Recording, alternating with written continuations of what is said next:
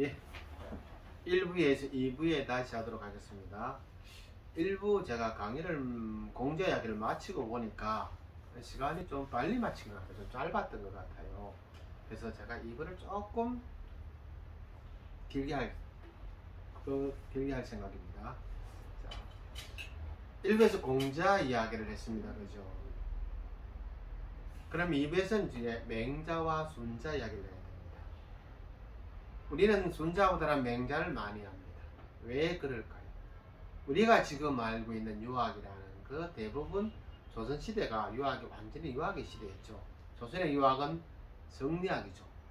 유교라는 것은 맨 처음에 공자, 맹자 등에서 발생했을 때는 뭡니까? 고대의 중국의 한나라, 당나라 때 유교는 훈과학이라는 거죠. 그 뒤에 유교는 뭡니까? 성리학이죠.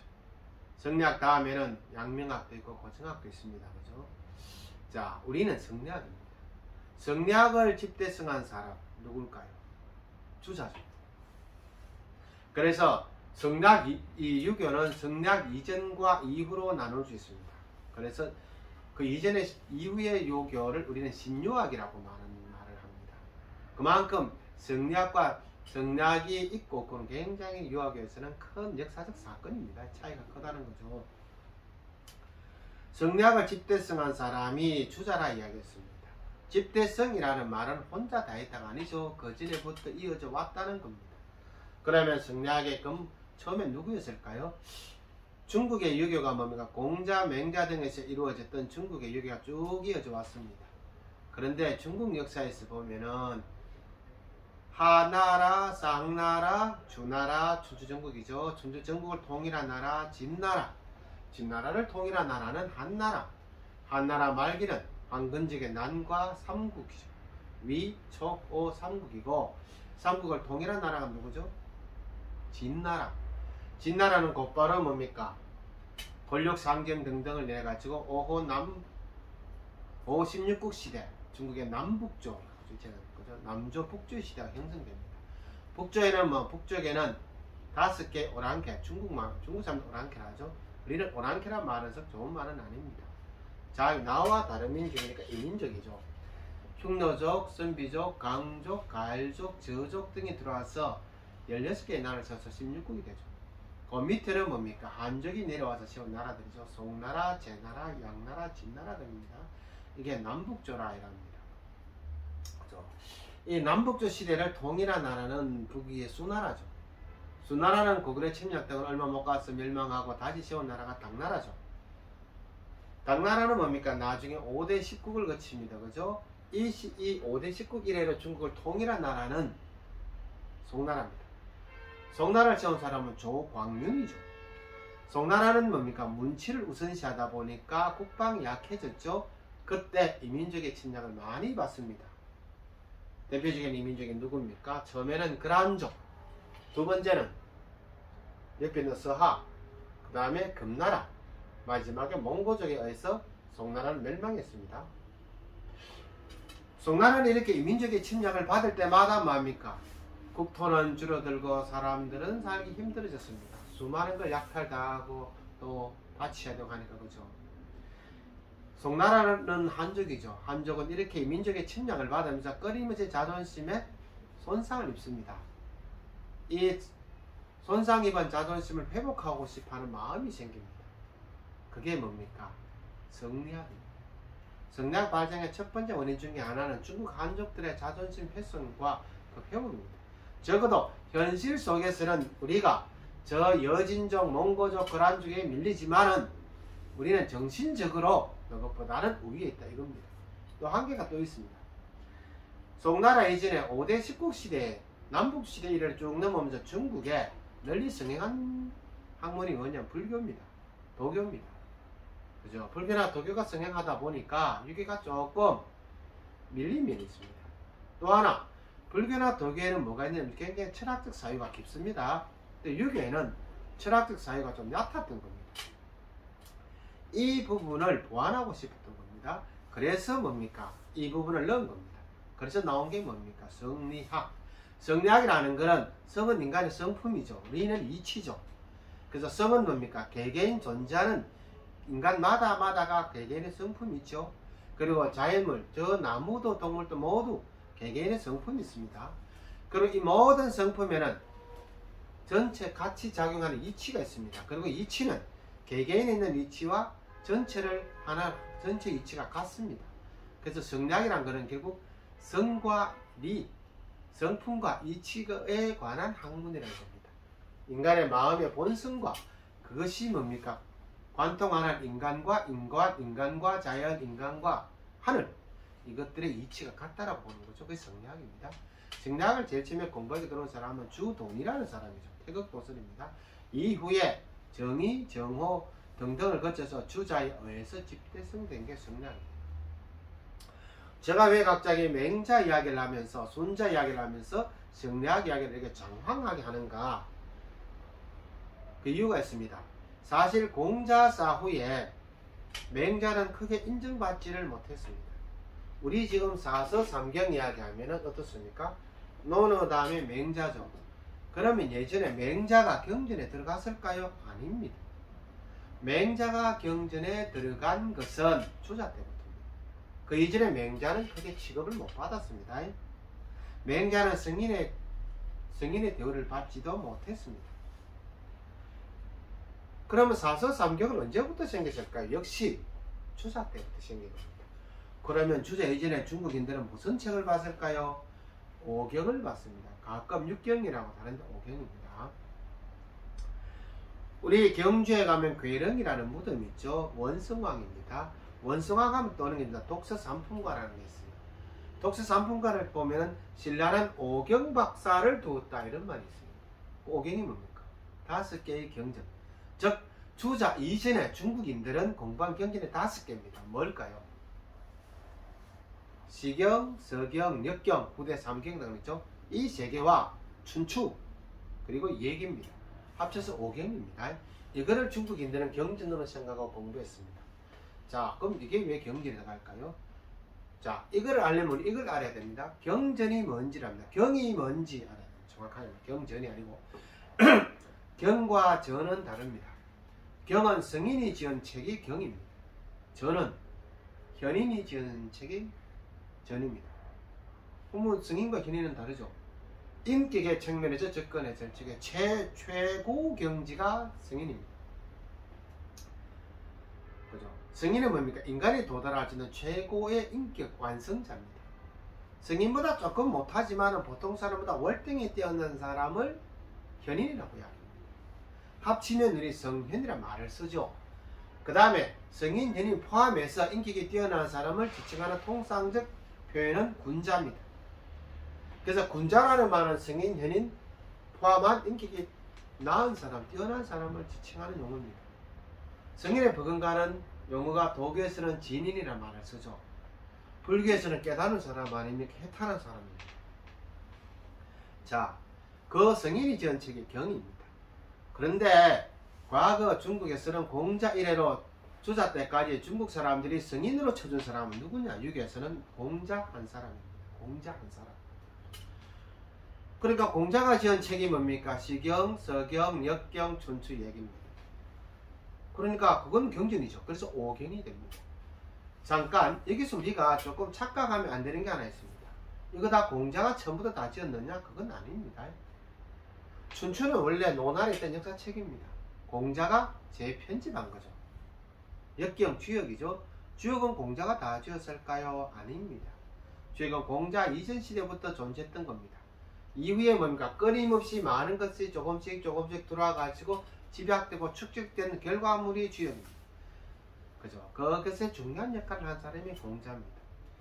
시경에 있는 시는 공자가 더 모았습니까? 아닙니다. 시경은 원래가 3000여수가 있었죠. 공자가 그거를 306수입니까? 정리를 한 겁니다. 우리가 지금 보고 있는 시경에 있는 시는 다 공자가 정리한 겁니다. 그죠? 그러니까 공자가 다 지은 게 아니고 공자가 정리한 겁니다. 재편집합니다.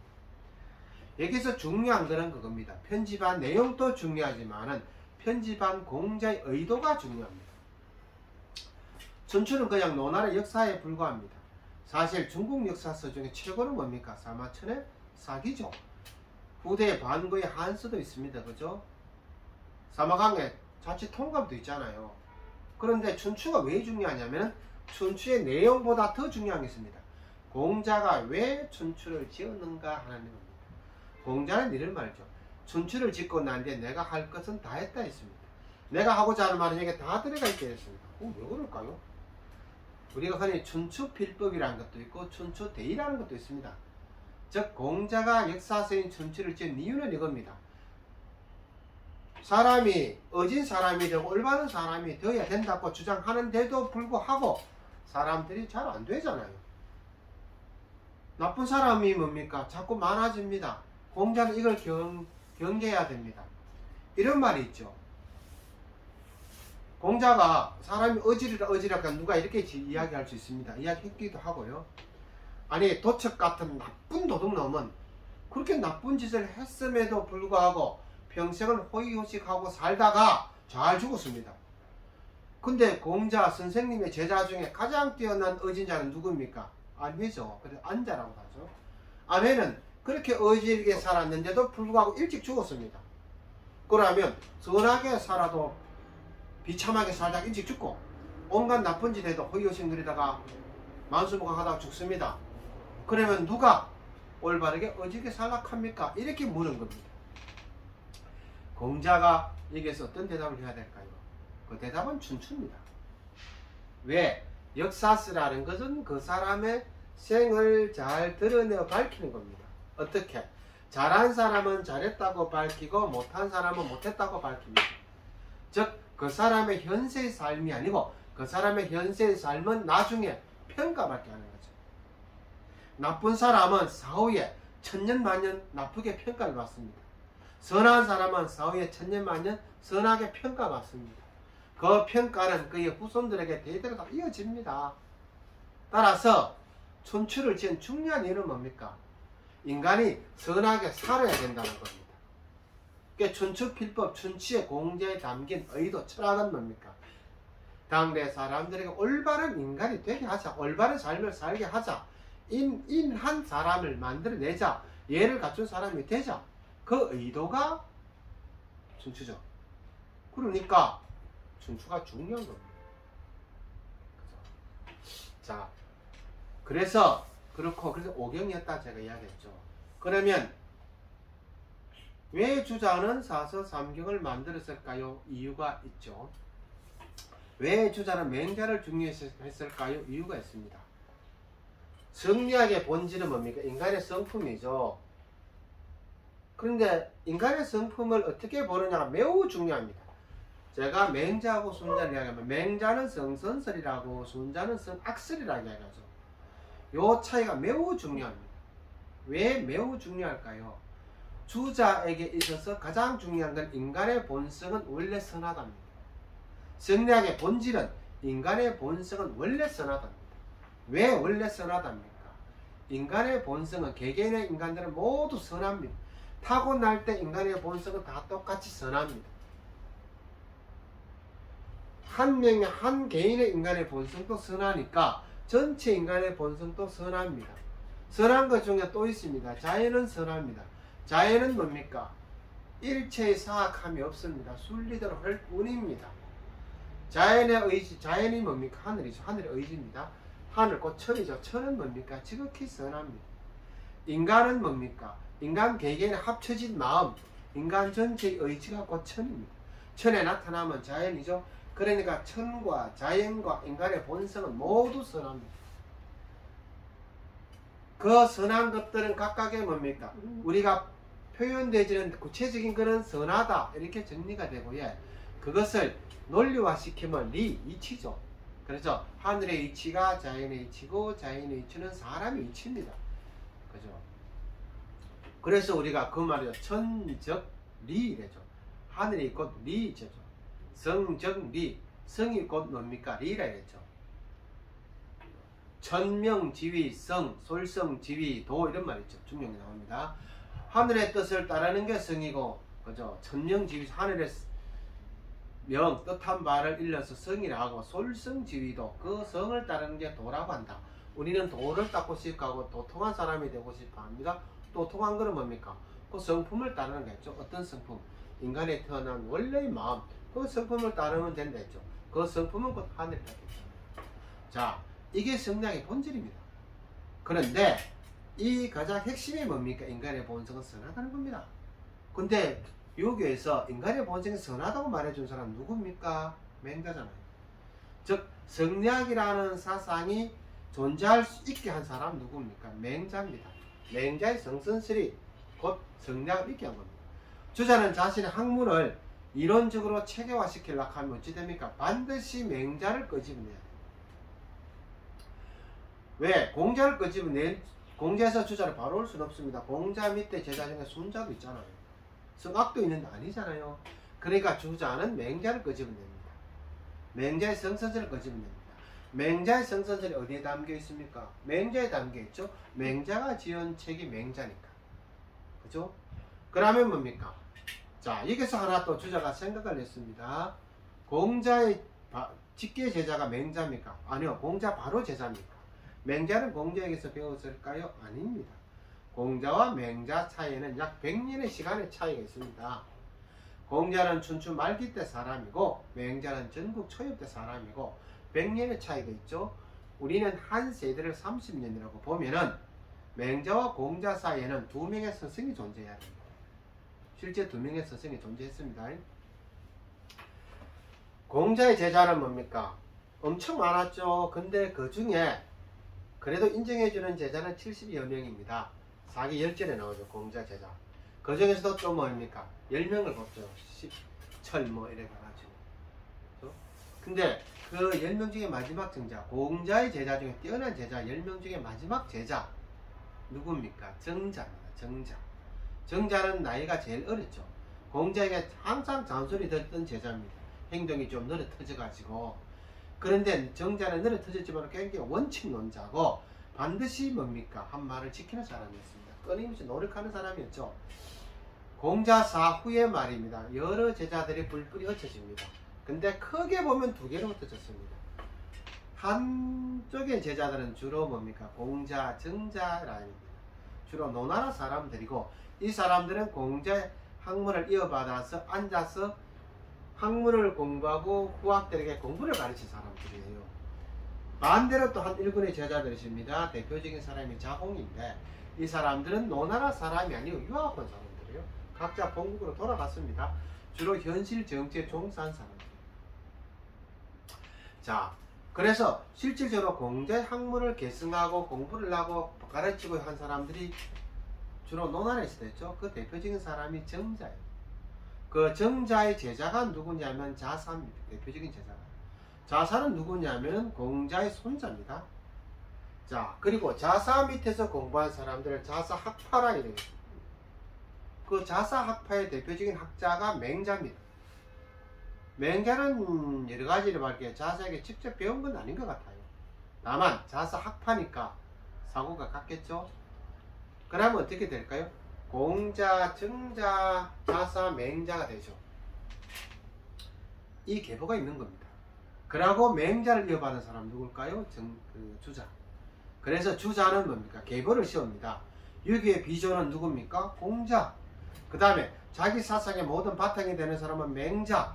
갑자기 공자에서 맹자를 뚝딱 몸걸 집어오릅니다. 맹자는 누구한테 배웠다? 자사. 자사는 누구한테 배웠다? 정자. 정자는 누구의 제자다? 공자. 그래서 공자, 정자, 자사, 맹자, 나머지 다음에 뭡니까?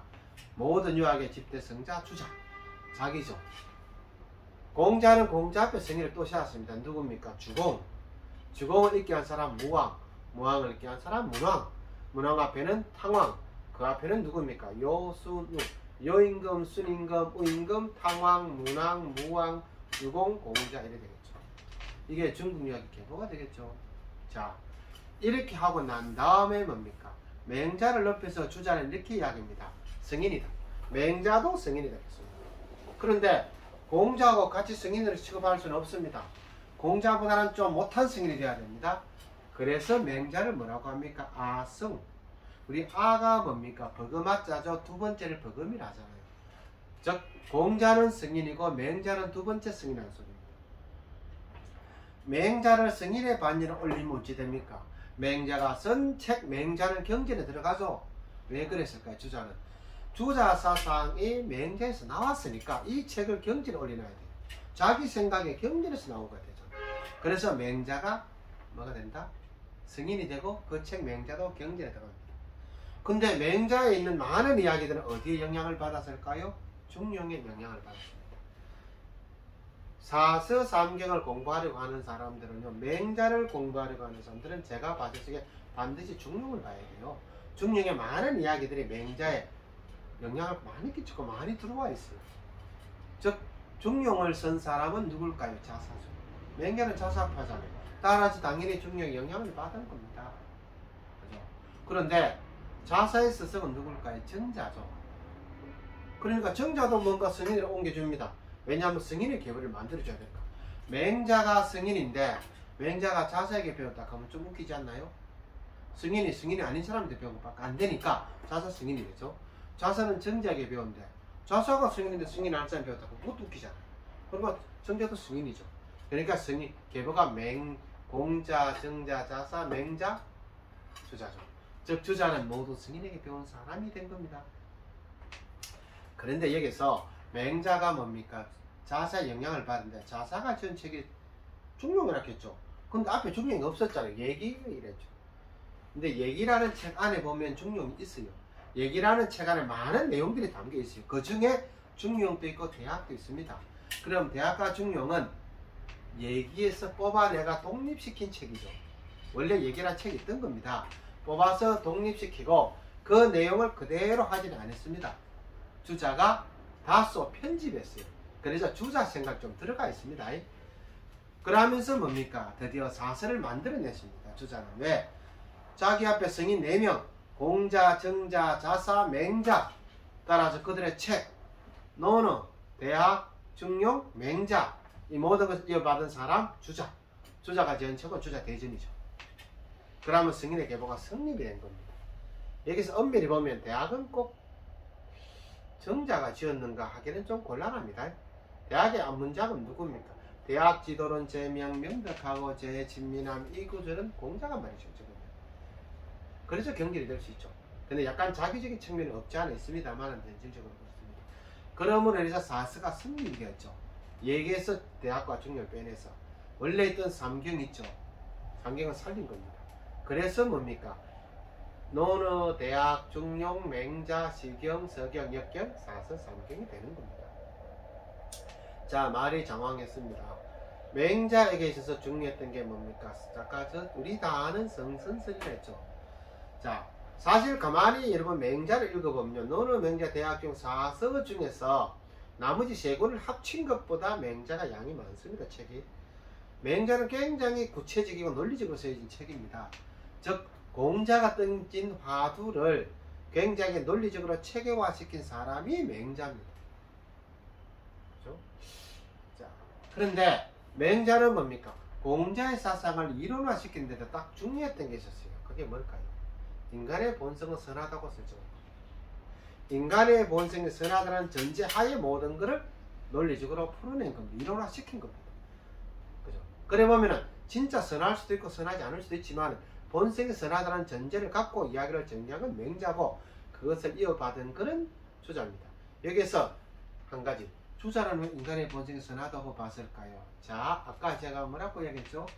인간의 본성이 선하다는데 그 본성이 뭡니까? 하늘의 뜻과 같다 했죠. 하늘의 이치가 곧 사람의 이치고 사람의 본성을 했잖아요.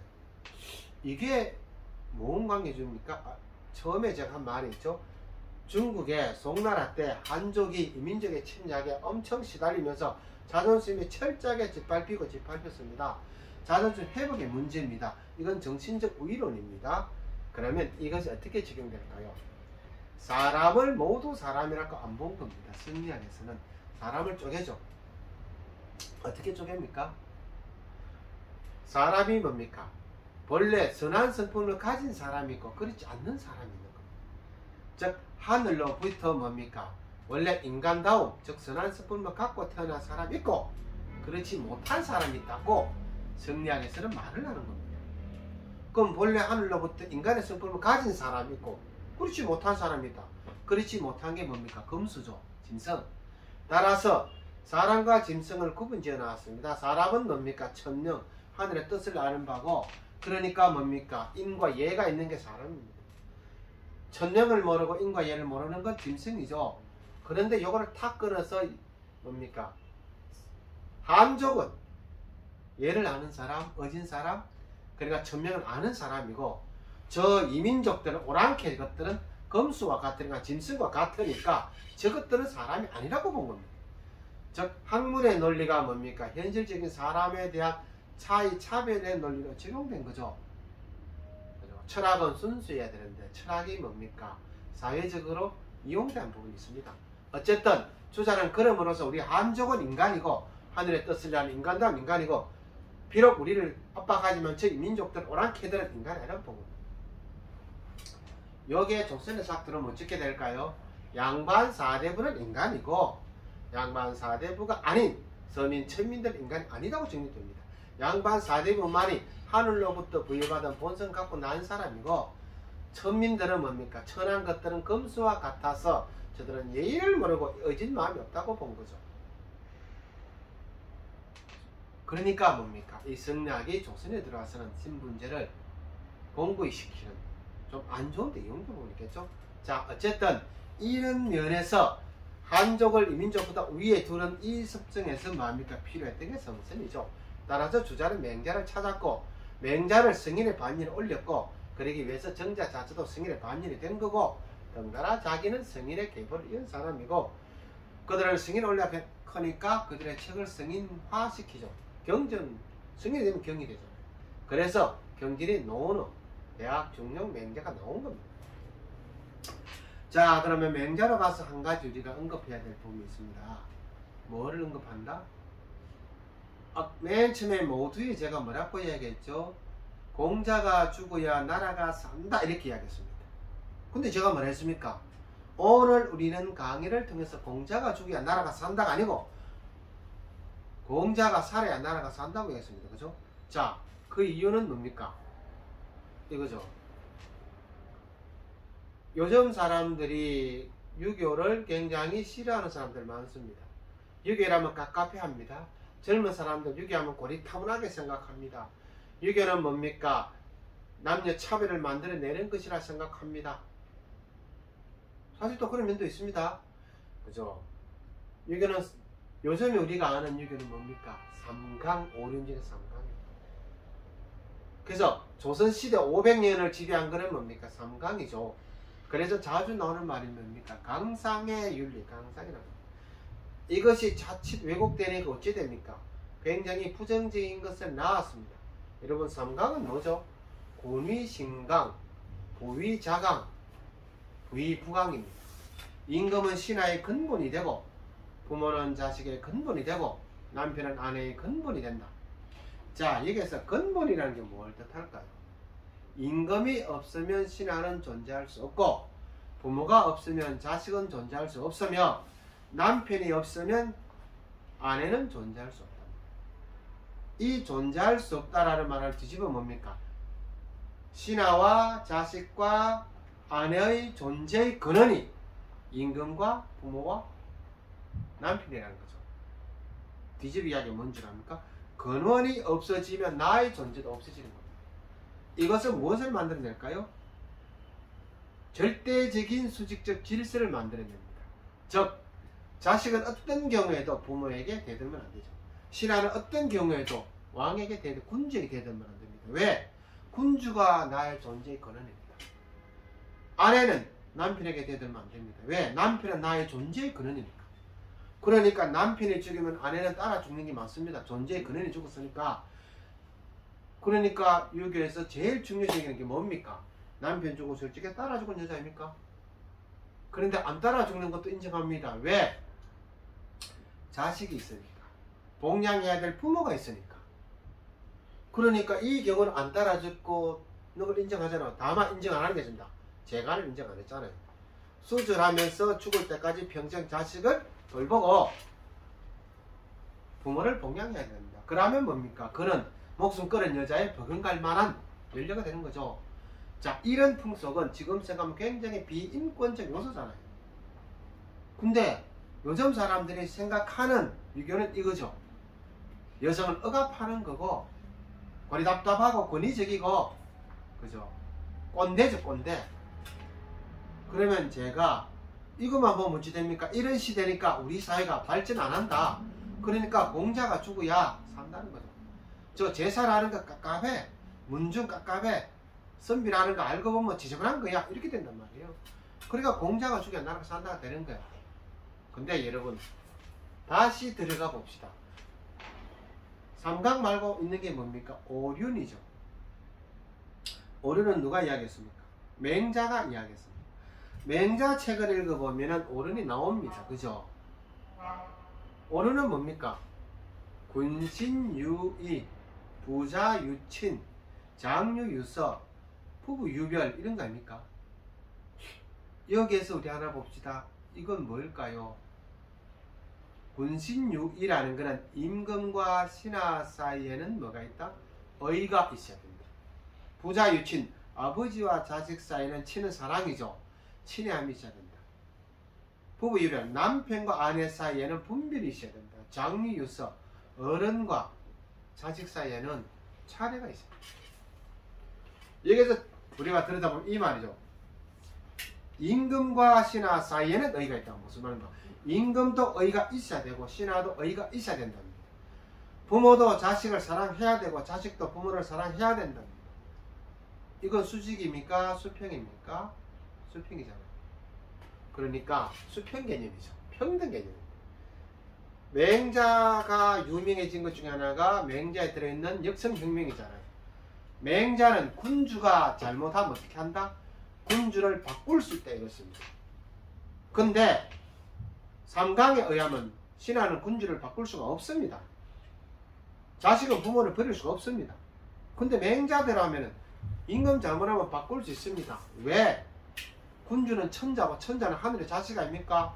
하늘이, 천자가 뭐냐면 하늘이 나 대신 나아가서 사람을 다스리는 겁니다. 근데 그 하늘이 뭡니까? 유기에서 말하는 하늘은 물리적 하늘이 아니죠. 하늘은 인간 개개인의 마음이고 인간 개개인이 합쳐진 인간의 공통된 의지입니다. 인간의 공통된 의지가 자아는 군주가 아니라 그럼 아닌 거잖아요. 바꿀 수 있는 거잖아요. 자, 그럼 뭐가 달라졌을까요? 앞에는 절대 바꿀 수 없는 것에서 잘못하면 바꿀 수 있다. 오륜에서 부자유치는 부모도 자식을 사랑으로 대해야 됩니다. 자식도 부모를 자식으로 대해야 됩니다. 근데 부부 유별이 좀 애매하죠. 혹자는 장난친다고 부부 사이는 유별나야 된다는데 그건 절대 아니고, 남편은 하늘이고 아내는 땅이다 그것도 아니고, 그럼 유별은 뭡니까? 분별. 남편은 남편이 해야 될 게 있고 아내는 아내가 해야 될 게 있습니다. 즉 남편은 남편답고 아내는 아내다워야 된다. 그게 부부 유별이죠. 남자는 하늘이고 여자는 땅이다. 이거는 상하관계가 아닙니다. 원래 동양의 철학은 기본적으로 음양오행의 바탕을 두죠. 음과 양이 있잖아요. 음양은 어디서 나왔습니까? 태극도설에 따르면 움직이는 것과 움직이지 않는 것이죠. 움직이는 것은 양이고 움직이지 않는 것은 음이잖아요. 음양의 결합에 의해서 뭡니까? 온갖 우주 만물 삼란만상에 존재하는 모든 것들을 만들어집니다. 그러니까 그 중에 양은 뭡니까? 대표적인 양이 하늘이고 대표적인 음은 땅이죠. 대표적인 양은 사람 남자고 대표적인 음은 여자입니다. 따라서 뭡니까? 하늘은 비를 뿌리고 땅은 비를 받아서 뭐합니까? 온갖 식물을 삭히듯이 남자는 씨를 뿌리고 여자는 씨를 받아서 자식을 낳잖아요. 이 음양의 결합은 뭡니까? 우주 만물의 존재의 원리 아닙니까? 그러니까 남자가 하늘이라는 거는 남자는 양이라는 소리를 부인고 여자가 땅이라는 건 여자가 음이라는 소리를 부인 상하가 아닙니다. 그죠? 그러니까 맹자가 말했을 적에 오류는 뭐였습니까? 수평이잖아요. 그러니까 남편 죽는다고 여자 따라 죽여야 될 이유도 없고, 그죠? 꼰대 기질도 없습니다. 합리적이어야 됩니다. 여러분 맹자를 읽어보시면 맹자는 첫자부터 끝자까지 뭘 나오는 줄 압니까? 끊임없는 대화입니다. 근데 맹자는 그 대화를 강압적으로 하지 않습니다. 모두 끊임없는 설득의 이야기입니다. 맹자는 매우 설득을 잘하죠. 조목조목 예를 들어서 설득을 하지 강제하라는 말은 없습니다. 그렇지 않나요? 자칫 여러분들이 제 말을 오해해가지고 맹자는 효를 부정했다, 충을 부정했다 절대 아닙니다. 왕이 왕다워야 되고 부모는 부모다워야 된다는 말을 한 거죠. 그렇지 않을 때는 바꿀 수 있다고 말을 한 겁니다. 그죠? 자, 제가 미리 당겨서 말한 겁니다. 이 원리들 하자면 뭡니까? 지금 우리가 알고 있는 공자가 죽어야 나라가 산다라는 그 공자는 진짜 공자가 아니고 조선시대 잘못 만들어진 공자입니다. 공자는 그런 말 하지 않았습니다. 그죠? 수절하란 말 한 적 없습니다. 공자는 굉장히 부부금슬이 좋았겠죠. 공자는 천하를 주유할 적에 공자의 부인은 뭡니까? 항상 남편을 걱정하고 옷을 만들어 보내주기도 하는 거잖아요. 공자는 매우 인간적이었습니다. 그러니까 우리는 잘못 알고 있는 거예요. 그 잘못 아는 것은 왜 생겼을까요? 그건 다 인간의 욕망이죠. 남자가 하늘이고 여자가 땅이니까 외국시켜서 수직 개념으로 만들어낸 건 뭡니까? 남자겠죠. 임금과 신하 사이를 뭡니까? 절대적 충으로 만들어낸 건 뭡니까? 권력을 지인 사람의 이야기겠죠. 그러니까 이건 뭡니까? 잘못된 거죠. 진짜 유교를 합시다. 그죠? 진짜 유교에서는 뭡니까? 인간은 평등한 거잖아요. 우리가 진짜 유교를 잘 이해하고 진짜 유교를 실천하면 어찌 될까요? 사람들이 유교는 고리타분하고 깝깝하고 꼰대 학문이라 말 안 합니다. 공자가 죽어야 나라 산다 이딴 소리 안 합니다. 그죠? 자, 그래서 제가 드리고 싶은 말은요, 우리 그 향교 이야기인데 저는 오늘날 향교도 조금 바뀌어야 된다고 생각합니다. 향교도 굉장히 지금 많은 역할을 하고 좋은 역할을 하고 있습니다. 그러나 진짜 중요한 역할은 뭘까요? 이 유교에 대한 잘못된 일반 사람들의 인식을 바꾸는 데 저는 기여해야 된다고 생각합니다.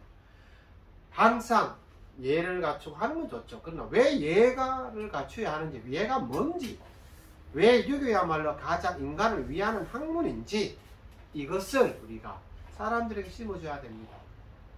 그냥 형식적으로 깝깝한 일을 풀어나가면 안 됩니다.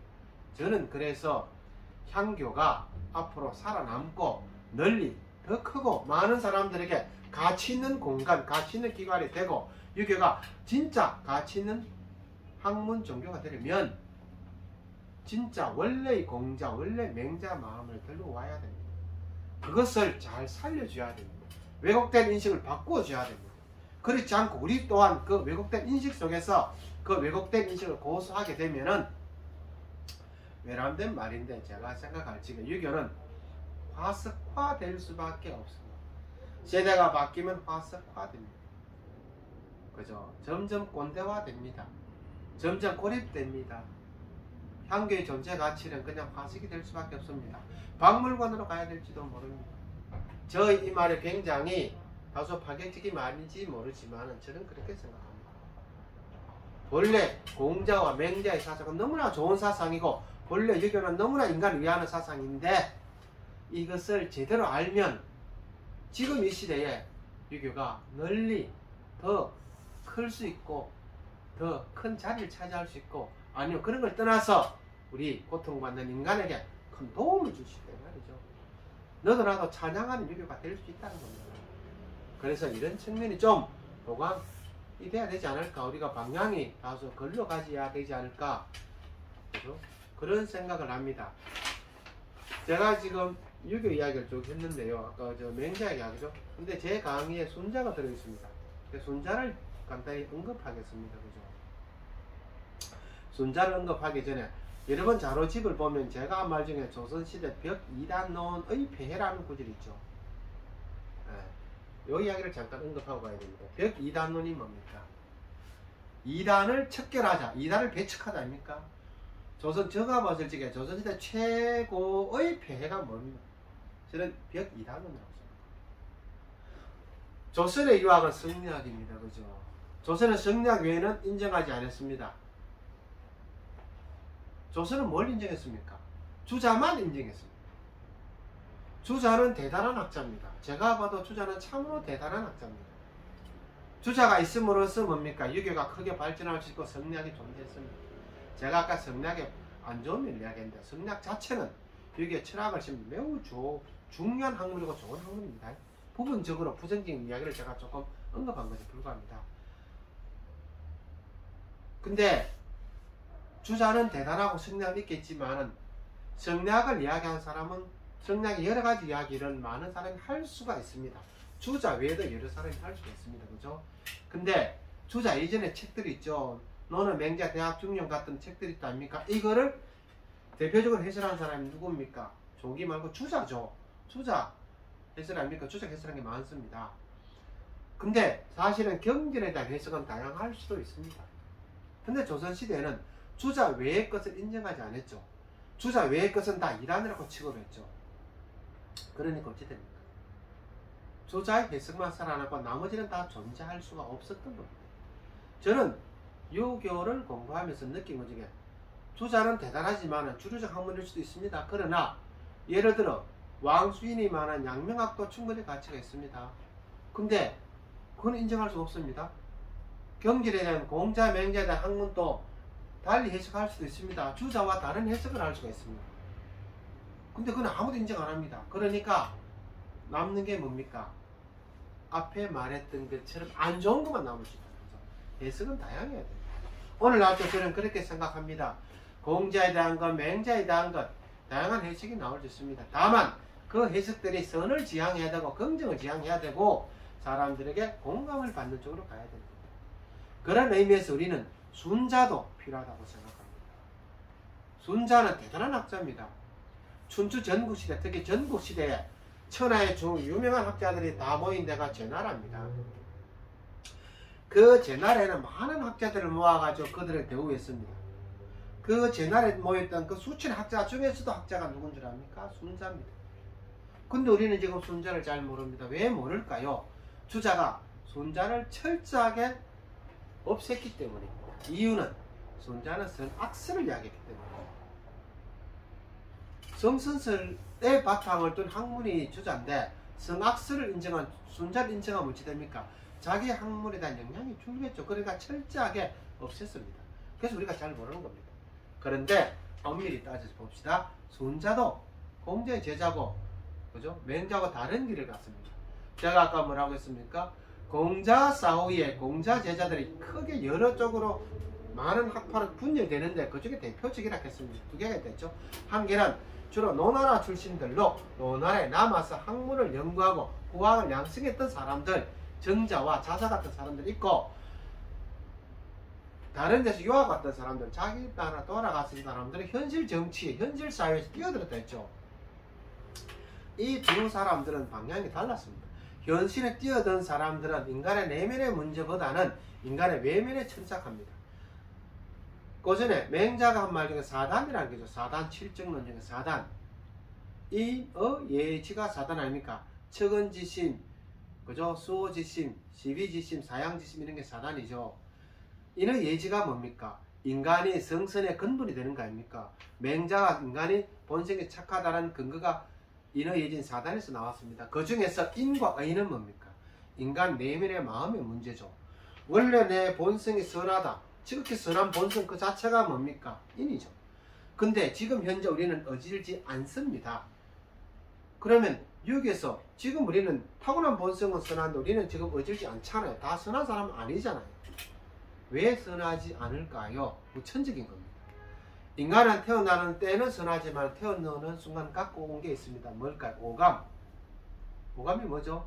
시각, 청각, 미각, 후각, 촉각이죠. 인간은 태어나는 순간부터 오감이 작동합니다. 오감이 작동하면 뭐지 될까요? 욕망이 생깁니다.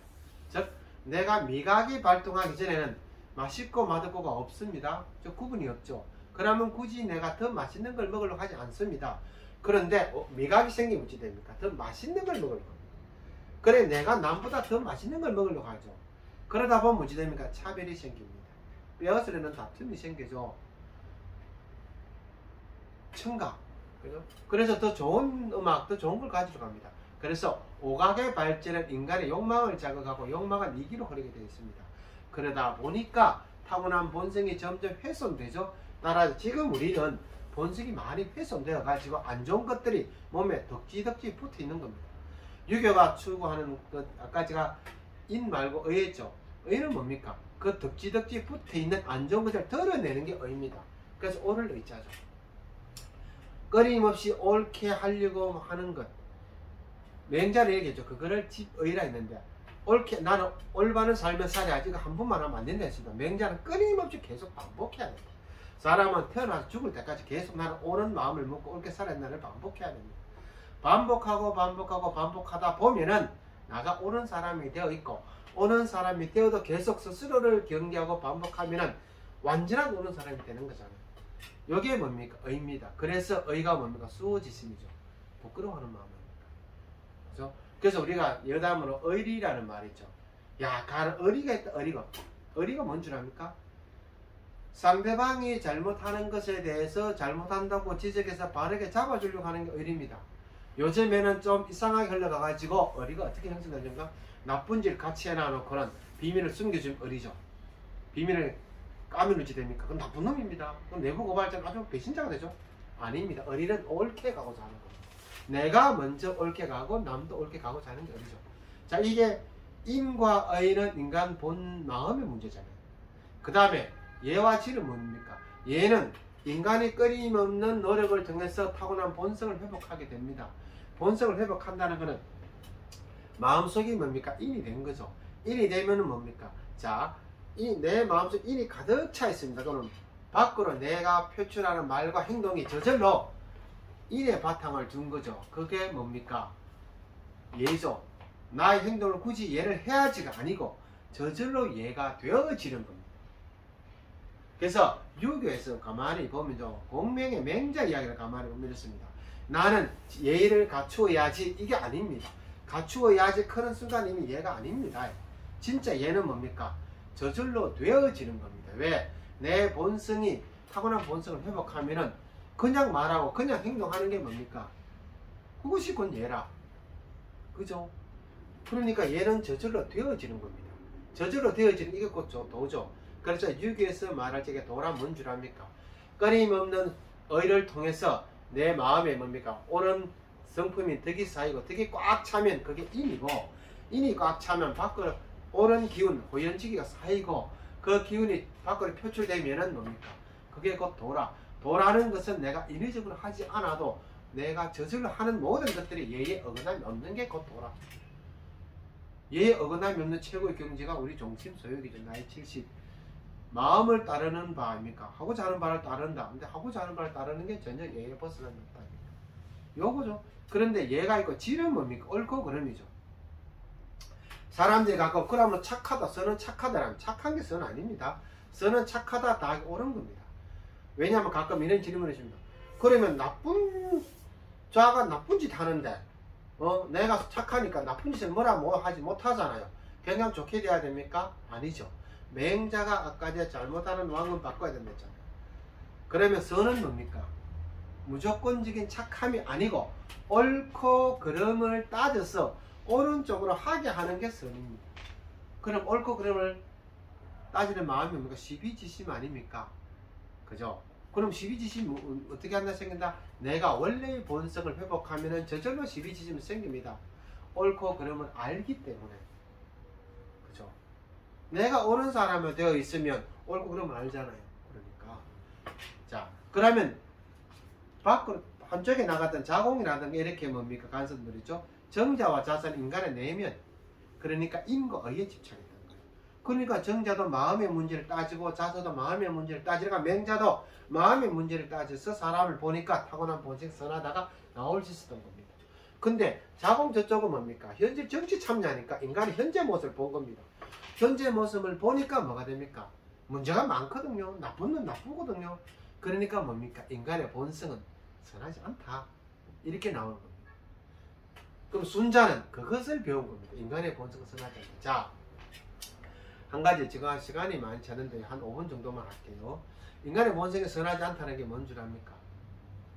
자, 선악이라는 것, 선악, 우리가 선악선을 사람들은 태어날 때 본성이 선하지 않다. 본성이 원래 악하다 이래죠. 본성이 원래 악하다는 것이 아닙니다. 선악선은 본성이 악하다 아닙니다. 선악선은 인간이 태어날 때 본성은 악하지가 않습니다. 선하지도 않습니다. 그냥 태어났어요. 근데 인간은 뭐다? 태어나는 순간부터 선한 것보다는 안 선한 것, 좋은 것보다, 그러니까 옳은 것보다 안 좋은 것을 하고자 하는 마음이 많다는 겁니다. 태어날 적에 나쁘지도 않고 나쁘지도 않고 선하지도 않는데 야를 딱 세상에 나눠오면 나쁜 쪽으로 갈 확률이 많다. 이게 성악설입니다. 즉 인간의 본성은 나쁜 것을 좋아한다. 그 이야기입니다. 그게 성악설이죠. 그러니까 계속 나빠지는 겁니다. 인간은 본래 이기적 동물이고 끊임없이 나빠집니다. 자, 그러면 지금 사람이 나쁘다는 것은 뭡니까? 맹자도 순자도 다 같이 생각한 겁니다. 다만 맹자는 원래 본성은 선했는데 나빠진 거니까 어떻게 한다?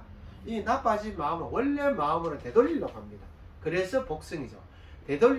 되돌리려고 하는 게 뭐다? 맹자 성선입니다. 그래서 여기는 수신이 되게 중요하죠.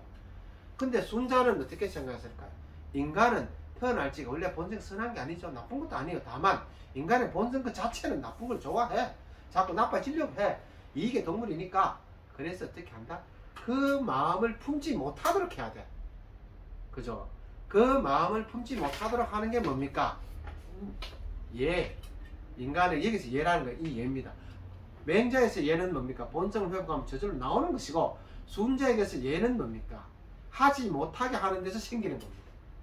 그래서 교육에서 보면 맹자의 교육은 뭡니까? 인간의 본성을 회복하지 않으니까 전인교육에 가까워요. 순자의 교육은 뭡니까? 못하게 해야 된다고요. 다소서 퍼르타시가 강압적 교육이 많아요. 순자는 못하게 한다. 자꾸 못하게 한다. 그 못하게 하는 게 뭡니까? 예, 이거 하지 마라, 저거 하지 마라. 이게 순자입니다. 두 개의 방향은 똑같습니다. 두 사람 다 맹자와 순자는 둘 다 인간의 현재 인간 악하다고 본 겁니다. 지향도 똑같습니다. 악한 걸 없애고 선하게 하고자 하는 지향도 똑같습니다. 하나의 차이가 맹자는 본성이 선하니까 본성을 회복하자고, 순자는 인간은 본성이 선한 건 나쁘고 아니고 인간 자체가 자꾸 나빠지려고 하니까 그 나빠지려고 하는 마음을 못하게 하자. 못하게 하는 거는 뭡니까? 예로서 다스려야 된다. 이 말은 성품을 예로서 다스려야 된다. 요거의 순자입니다. 자, 마지막 한 가지 점 제가 나눠준 자료는 한비자 나오죠. 법과. 법과하고 유가는 엄청 다를 것 같잖아요. 아닙니다. 한비자는 유가입니다. 유가에서 나왔어요. 한비자는 순자한테 배웠습니다. 뭘 배웠을까요? 방금 이걸 배웠습니다. 인간의 본성은 본성이 인간이 지금 다 악하다. 인간은 원래 나쁜 것을 하고 산다. 이게 한비자입니다. 근데 순자와 한비자는 똑같이 인간은 뭡니까? 그죠? 나쁜 것을 하고 싶어하는 악한 본성을, 악한 성품을 지니고 있는데, 문제는 이것을 교화해야 됩니다. 차이는 순자는 예로서 해야 된다고, 한비자는 얘 가지고 안 돼. 뭘 해야 된다? 법으로 해야 된다. 얘 정도까지가 안 된다 이 말입니다. 그래서 한비자는 인간은 원래 나쁜 이기적인 동물이고 나쁜 걸 하고 사는 게 아니라 그거를 다스릴 수 있는 게 뭡니까? 법. 그래서 한비자는 뭡니까? 인간의 선하지 못한 그 성품은 법으로 다스려야 된다. 그리고 법과죠. 한비자를 읽어보면 모든 흐름이 딱 한 개입니다. 이기적인 마음을 어떻게 다스리는 겁니다. 그죠? 그래서 한비자는 그의 스승인 순자의 성악설을 철학적 토대로 삼았지만, 인간의 악한 그 성품을 다스리는 사회 제도는 순자가 주장한 예가 아니라 법이라고 주장한 거죠. 그래서 한비자는 사람의 악한 본성을 다스리는 방법이 법률이고, 그 다음에 상벌. 사람은 잘한 거 상 주고 못하면 벌을 줘야 다 잘하려고 한다 이겁니다. 상벌 없이 아무리 말로까 떠들어봤자 잘 안 된다. 이것이 한비자죠. 그래서 법률과 상벌의 원칙을 세워 나라를 다스려야 사람들이 싹한 행동을 하지 못한다. 한비자는 스승인 순자의 성악설과 예론을 학문적 토대로 삼았지만은 자기가 살았던 춘추 전국시대는 법가가 필요하다고 본 겁니다. 그게 한비자였다 이 말이죠. 자, 정리해서 마지막 한마디. 지금 뭡니까? 우리에게 필요한 유교는 뭐다? 다소 왜곡된 유교. 우리들에게 많은 일반 대중에게 왜곡되고 잘못되고 안 좋은 것만 머리 콱콱 박혀가지고 공자가 죽어야 나라가 산다는 이 왜곡된 유교, 그 유교를 바로잡자. 어떻게? 원래 공작했던 말, 원래 맹작했던 말을 끄집어내어서 널리 넓히자. 그러므로 해서 뭡니까? 유교란 원래 이런 것이라는 걸 보여주자. 그러므로서 뭡니까? 사람들에게 공자가 죽어야 나라가 산다가 아니고, 공자가 살아야, 공자가 살아와야 나라가 살고 백성이 살기 좋다. 라는 인식을 심어주자. 그것이 오늘날 우리 유교를 하는 사람들이 가져야 될 마음이고, 향교가 해야 될 역할이다. 이게 제 이야기입니다. 긴 시간 재미없는 제 이야기를 들어주셔서 진심으로 감사합니다. 수고했습니다.